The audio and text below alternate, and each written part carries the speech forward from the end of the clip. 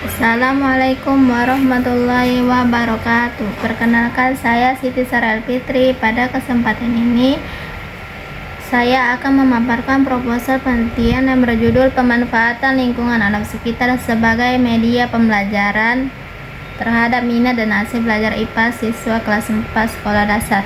Pertama, saya akan menjelaskan aspek-aspek yang terdapat pada judul penelitian berdasarkan latar belakang penelitian. Aspek pertama adalah pemanfaatan lingkungan alam sekitar sebagai media pembelajaran. Lingkungan alam sekitar merupakan segala sesuatu yang ada di sekitar siswa, seperti tumbuhan, hewan, tanah, air, udara, dan berbagai fenomena alam yang terdapat dan dimanfaatkan sebagai sumber belajar. Pemanfaatan lingkungan sebagai media pembelajaran dipilih karena pembelajaran IPA di sekolah dasar masih banyak yang berpusat pada guru dan buku teks, sehingga siswa kurang memperoleh pengalaman belajar secara langsung. Aspek kedua adalah minat belajar. Minat belajar merupakan rasa suka, perhatian, ketertarikan, dan keterlibatan siswa dalam proses pembelajaran. Minat belajar sangat penting karena menjadi faktor yang mendorong siswa untuk aktif mengikuti kegiatan pembelajaran dan memahami materi yang telah diberikan. Aspek ketiga adalah hasil belajar siswa. Hasil belajar merupakan kemampuan yang diperoleh siswa setelah mengikuti proses pembelajaran. Dalam penelitian ini, hasil belajar dibatasi oleh ranah kognitif yang meliputi kemampuan mengingat, memahami, dan mengaplikasikan konsep-konsep IPAS. Aspek keempat adalah pembelajaran IPAS. IPAS merupakan mata pelajaran yang mengintegrasikan ilmu pengetahuan alam dan sosial. Pada kurikulum Merdeka, pembelajaran IPAS menekankan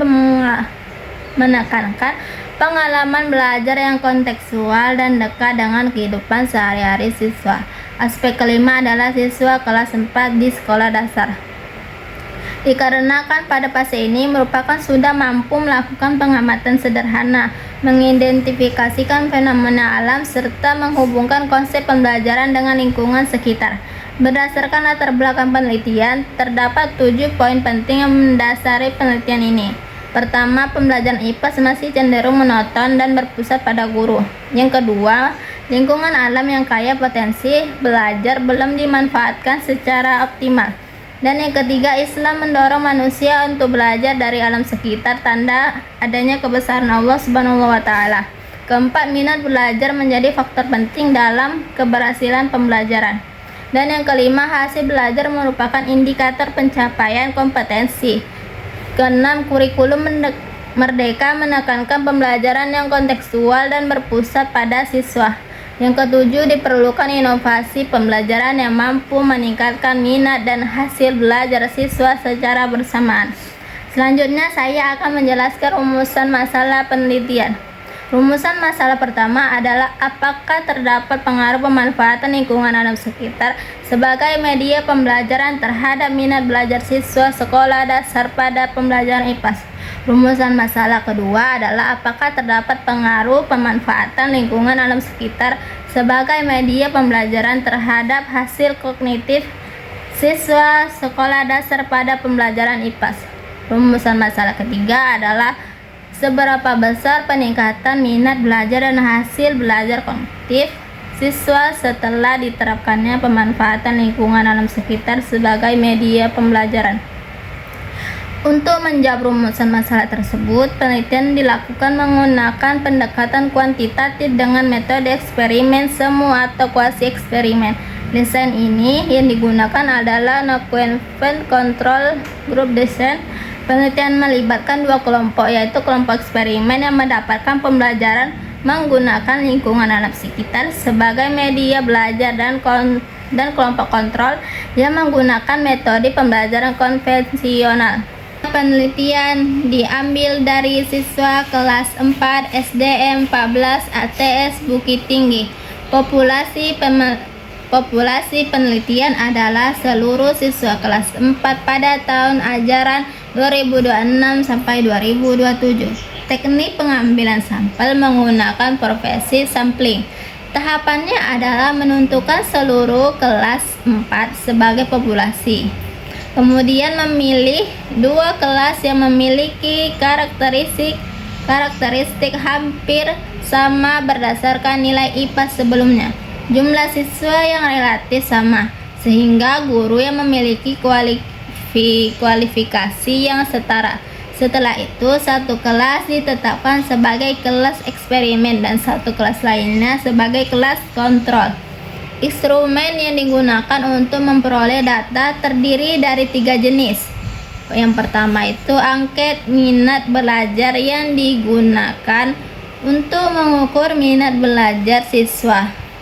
Angket menggunakan skala Likert dengan indikator perhatian, perasaan senang, ketertarikan, dan keterlibatan aktif.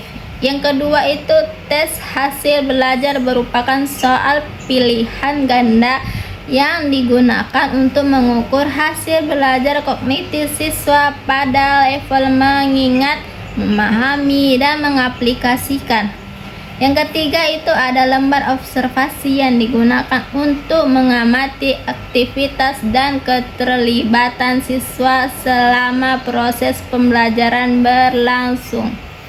Agar instrumen memenuhi kriteria instrumen yang baik, maka dilakukan uji validitas dan reliabilitas. Validitas dilakukan melalui 2 tahap. Tahap pertama adalah validitas isi dengan meminta penelitian dari ahli atau expert judgment, yaitu dosen pembimbing dan praktisi pendidikan.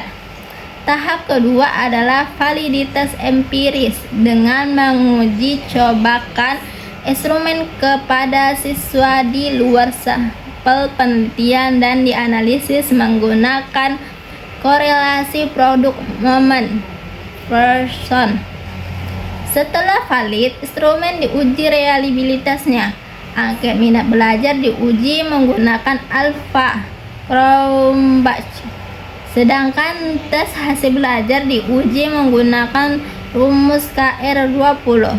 Instrumen dinyatakan reliable apabila memenuhi kriteria yang telah ditetapkan. Data yang diperoleh kemudian diolah melalui beberapa tahap. Yang pertama itu dilakukan analisis deskriptif untuk mengetahui nilai rata-rata, nilai minimum, nilai maksimum, dan standar deviasi. Kedua itu dilakukan uji persyaratan analisis berupa uji normalitas dan uji homogenitas. Yang ketiga itu dilakukan uji hipotesis menggunakan independen sampel teks untuk mengetahui apakah terdapat perbedaan yang signifikan antara kelompok eksperimen dengan kelompok kontrol. Yang keempat itu dilakukan perhitungan Gauss untuk mengetahui besarnya peningkatan minat dan belajar dan hasil belajar siswa setelah perlakuan diberikan. Selanjutnya itu hasil analisis data digunakan untuk menjawab rumusan masalah penelitian. Jika hasil uji teks menunjukkan nilai signifikan kurang dari 0,05, maka dapat disimpulkan bahwa pemanfaatan lingkungan alam sekitar berpengaruh secara signifikan terhadap minat belajar maupun hasil belajar siswa. Kemudian nilai N-Gauss digunakan untuk mengetahui tingkat peningkatan yang terjadi, apakah termasuk kategori rendah, sedangkan atau tinggi. Dengan demikian, seluruh hasil analisis dapat digunakan sebagai dasar untuk menjawab ketiga rumusan masalah yang telah ditetapkan, yang telah dirumuskan dalam penelitian ini.